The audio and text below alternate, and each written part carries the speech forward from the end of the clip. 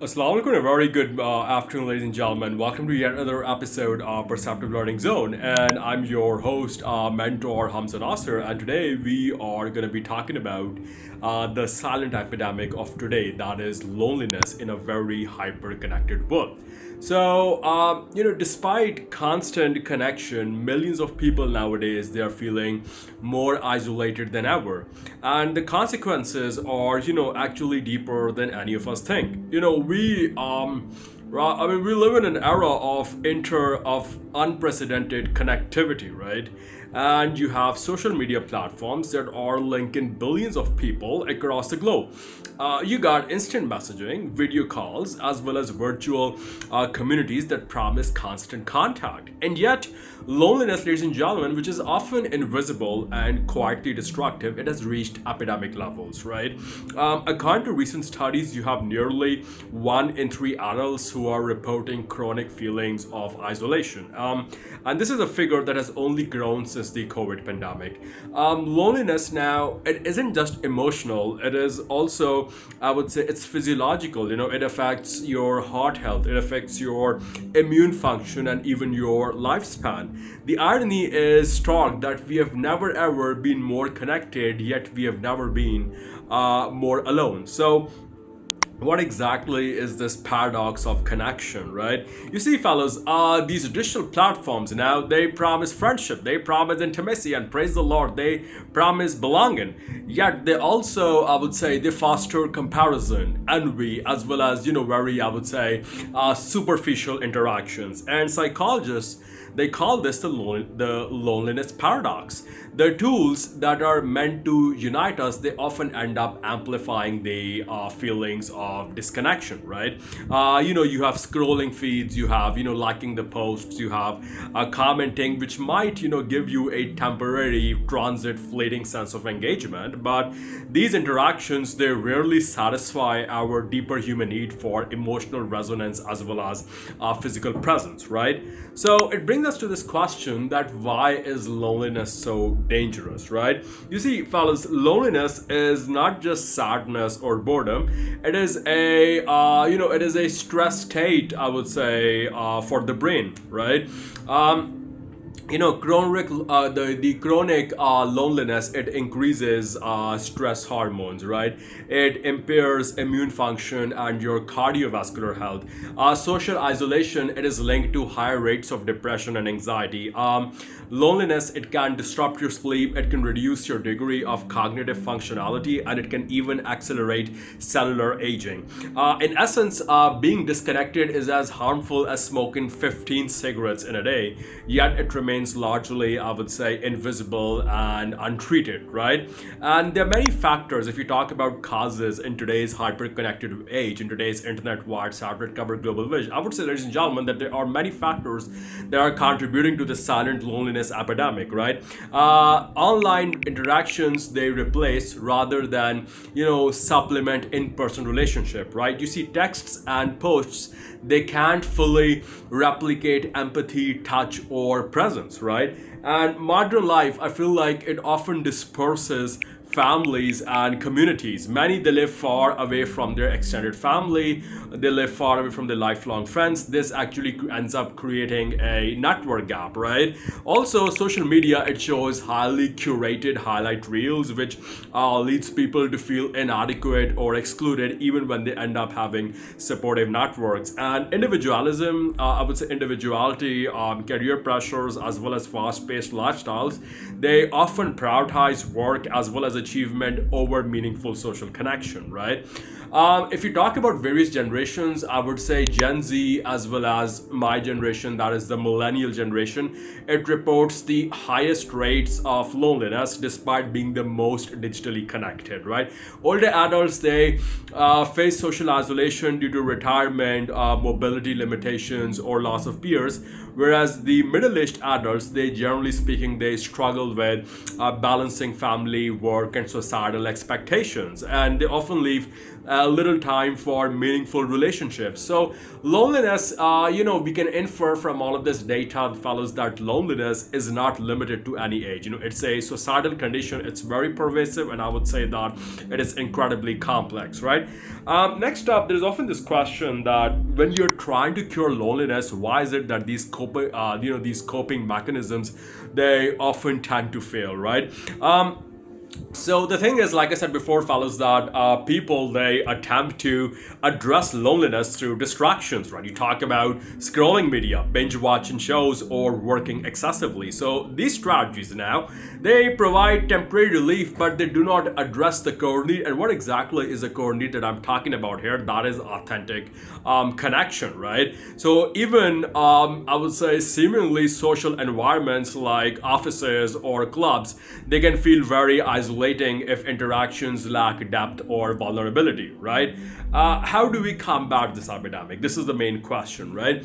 Well, I would say number one, we need to prioritize face-to-face interactions, right? Especially among the younger generations now, it is prevalent that people would rather text you on WhatsApp rather than come and speak to you in office or at the coffee parlor or at your home or workplace, whatever. So we need to change this, right? Because when you have physical presence, that triggers oxytocin, it strengthens the bonds, and it improves our emotional health. Even if it's a brief in-person interaction, I would say it is important. It should be encouraged, right?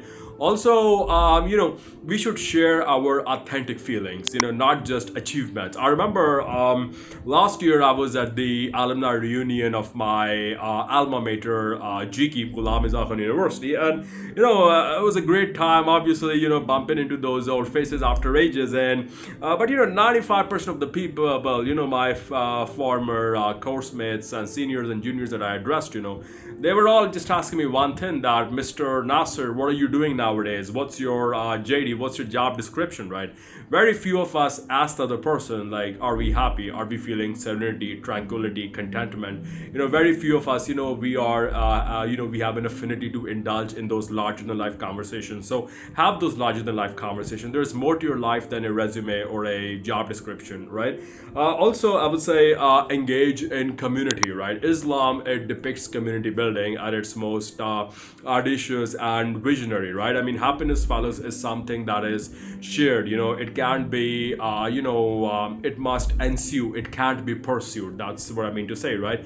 Being digitally mindful, right? You have to limit social media that triggers comparison. Use online platforms intentionally to support, not replace real connection, right? Also, I would say, self-compassion is very important, right?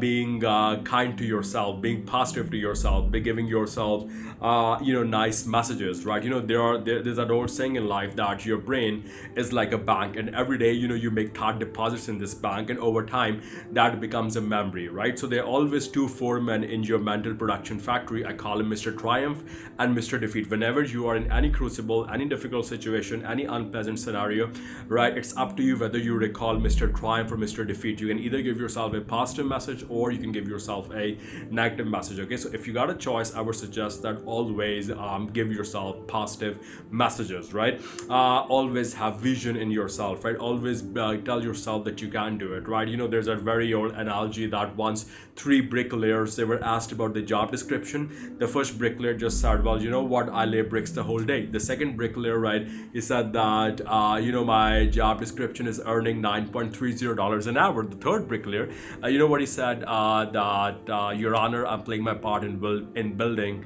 the world's greatest cathedral, right? So you got to be optimistic. Similarly, when President JF Kennedy visited the American NASA Space Center, Kennedy saw a janitor over there, and when he asked him what he did, the janitor's response was that, Mr. President, I'm trying to put a man on the moon, right? So you got to be positive, right? Also, if you talk about the societal cost, right?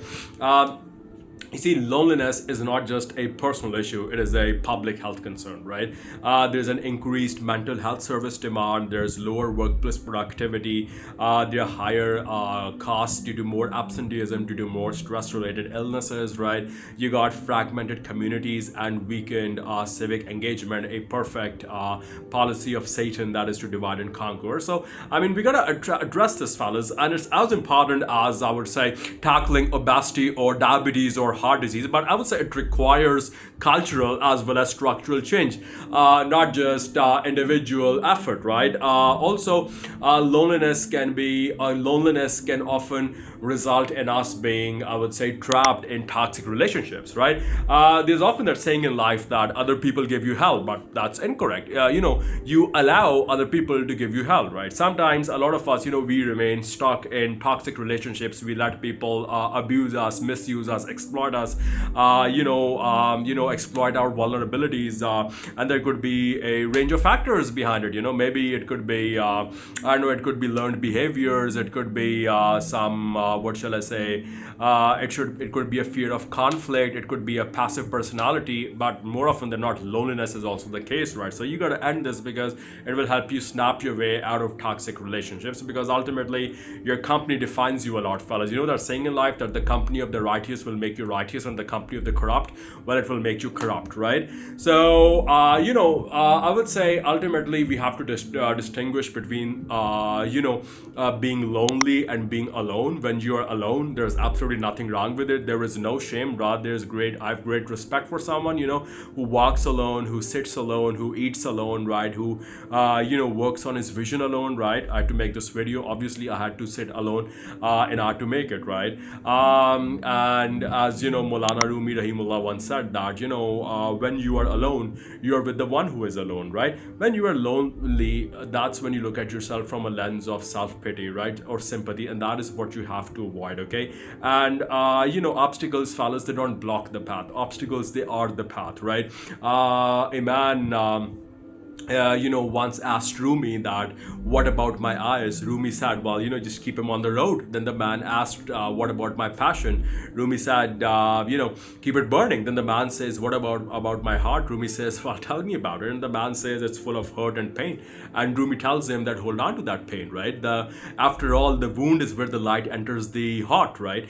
Praise the Lord. So, the pain that you feel today, fellas, it will be the strength that you assimilate tomorrow, right? The only certainty we have nowadays is that we are surrounded by uncertainty, right? So ultimately, it's all about serenity, right? Having the courage to change the things you can change, having the wisdom having the serenity to accept the things you cannot change, and more importantly, having the wisdom to know the difference. So to summarize, to conclude, in bottom line, I would say that in a hyper-connected world, right, the most radical act may be slowing down, showing up, and truly being present. We all know that old adage that sometimes a step backwards is a step in the right direction, right? Loneliness, it thrives in superficiality as well as haste, right? It diminishes when people invest in real meaningful relationships, right? So engage in meaningful relationships, give people more than the bare minimum, give people respect, and trust me, you get respect. That's how the universe operates, right? The boomerang effect. I mean, what goes around comes around. Technology, remember, fellas, it can enhance connection, but it cannot replace it, right? The epidemic of loneliness, it ultimately reminds us that human connection is not optional, it is essential, and reclaiming it is not just a personal journey, it is ultimately a societal imperative, right? After all, like Einstein said, not everything that counts can be counted, and not everything that is counted, well, it really counts. All right, so that'll be all for now, fellas. We'll be back with more illuminating content. Please don't forget to like, share, and subscribe, and thank you for being a lovely audience as always. I'm your host, Mentor Hamza Nasser, and I'll be back. Thank you very much and have a lovely day. Assalamu alaikum.